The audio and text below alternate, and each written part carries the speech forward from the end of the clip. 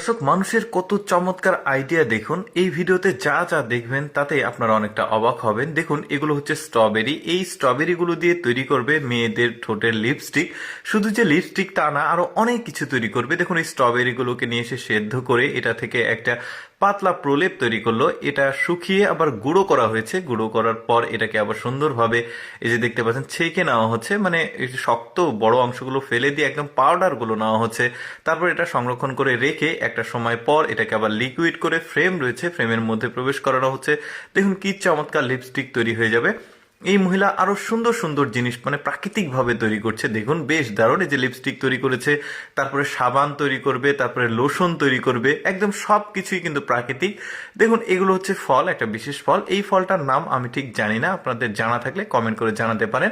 এই ফলটাকে নিয়ে এসে ফলের মধ্যে কালো একটা বিচি রয়েছে, এই বিচিটাকে আলাদা করে ফেললো। এবার ওই ফলের যে চোচাটা আছে ওই চোচাটা দিয়ে দেখুন মূল কাজটা শুরু করবে।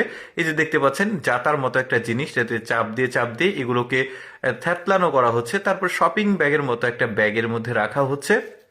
তারপরে চাপ দিয়ে ওইটার যে রস, সেই রসটাকে বের করে এই যে দেখতে পাচ্ছেন আলাদা আলাদা ফ্রেমের মধ্যে এটাকে প্রবেশ করানো হচ্ছে। দেখুন, প্রবেশ করানোর পর অনেকটা সময় পর এটা একটা বিস্কিটের মতো আকার ধারণ করেছে।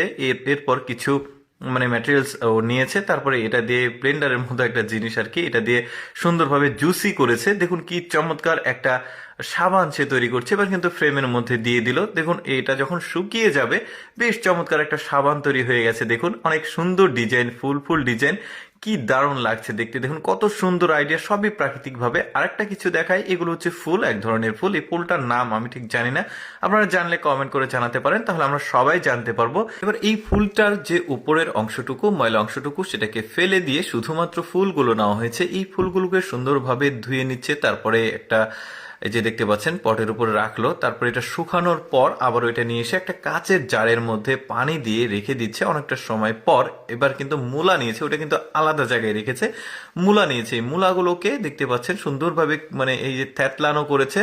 তারপরে এই মূলার যে রসগুলো সেগুলো নিয়ে একটা সাদা কাপড়ে রেখে এটা ছাকা হচ্ছে। দেখতে পাচ্ছেন যখন ফ্রেশ উপরে যে জুসগুলো হয়ে গেছে, মূলার জুস, সেগুলো ফেলে দিচ্ছে। আর নিচে যে মানে প্রলেপটা হয়েছে এই পাউডারের মতো, এটাকে এখান থেকে তুলে নেওয়া হচ্ছে। দেখুন কি চমৎকার আইডিয়া, আসলে বেশ দারুণ ব্যাপার। তারপরে এই ফুলের যে রসগুলো বের হলো, এই রসগুলোর সঙ্গে ওই মূলার যে পাউডারের মতো জিনিসটা বের হয়েছে ওটার সঙ্গে সুন্দরভাবে মিক্সিং করা হয়েছে। এখন দেখুন কি চমৎকার একটা আইডিয়া, বেশ দারুণ। কয়েকটা ম্যাটেরিয়ালস আলাদা আলাদা দিয়েছে। দেখুন, এটাকে ব্লেন্ডিং করার পর এই যে গুঁড়ো হয়েছে, এটাকে নিয়ে এসে আরো বেশি গুঁড়ো গুঁড়ো করে একদম পাউডার ফর্ম করা হচ্ছে। কাজ মোটামুটি শেষ হয়ে গেছে। যাই হোক দর্শক,